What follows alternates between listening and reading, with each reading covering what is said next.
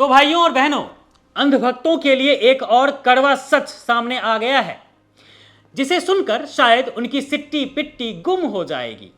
क्योंकि मधु किश्वर, जो कभी मोदी जी की सबसे बड़ी ढाल हुआ करती थी, जिन्होंने मोदी जी के ऊपर किताबें लिखी, आज वही मधु किश्वर मोदी सरकार के लिए गले की फांस बन गई है।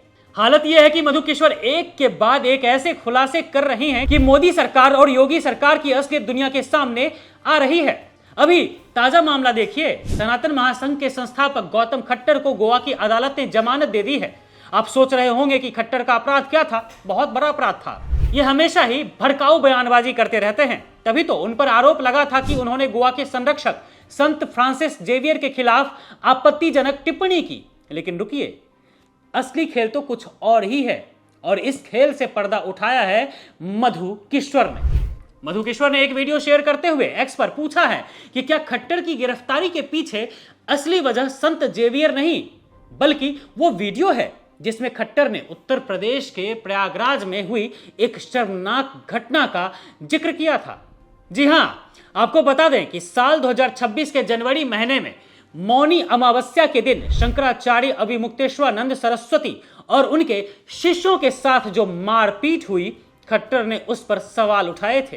हालांकि खट्टर कोई आम आदमी नहीं है, बहुत ही भड़काऊ बयानबाजी करते हैं। तभी तो मधु किश्वर का सीधा इशारा है कि जो खुद को हिंदुओं का रक्षक बताते हैं, यानी कि मोदी और योगी जी, उन्होंने ही एक शंकराचार्य का अपमान करवाया, और जब खट्टर ने आवाज उठाई तो उन्हें गोवा के बहाने सलाखों के पीछे डाल दिया गया।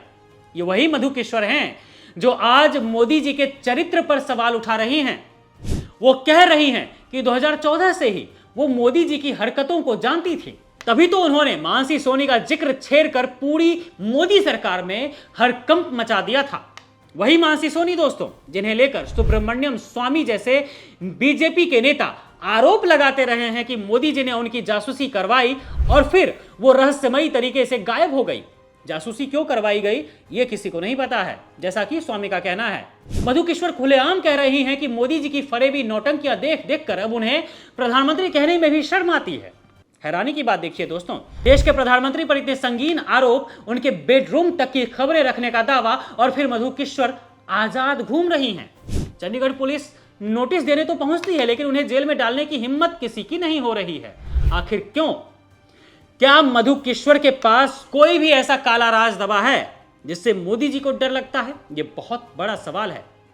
क्या इससे वो कुछ भी बोल रही हैं मधु किश्वर, और सरकार चुपचाप सुन भी रही है? गौतम खट्टर का मामला हो या शंकराचार्य का अपमान, मधु किश्वर ने साबित कर दिया है कि हिंदुत्व का चोला ओढ़ने वाली इस मोदी सरकार की असलियत कुछ और ही है, जो जनता जानती भी नहीं है। एक तरफ तो ये बीजेपी वाले खुद को सनातनी कहते हैं, और दूसरी तरफ बीजेपी की ही सरकार में शंकराचार्य को पीटा जाता है, और जो सच बोले उसे जेल भेज दिया जाता है।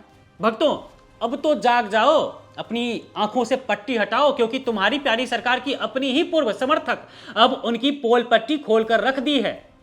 मधु किश्वर ने साफ कर दिया है कि जो महिला राजनेताओं के भरोसे सशक्त होना चाहती हैं, उसका हाल मानसी सोनी जैसा ही होता है। अब सवाल यह है कि क्या मोदी जी में दम है कि वो मधु किश्वर के इन आरोपों का जवाब दे सके, या फिर डर के मारे ऐसे ही खामोश रहेगी ये मोदी सरकार, क्योंकि सच बहुत कड़वा है और वो अब घर घर पहुंचता जा रहा है।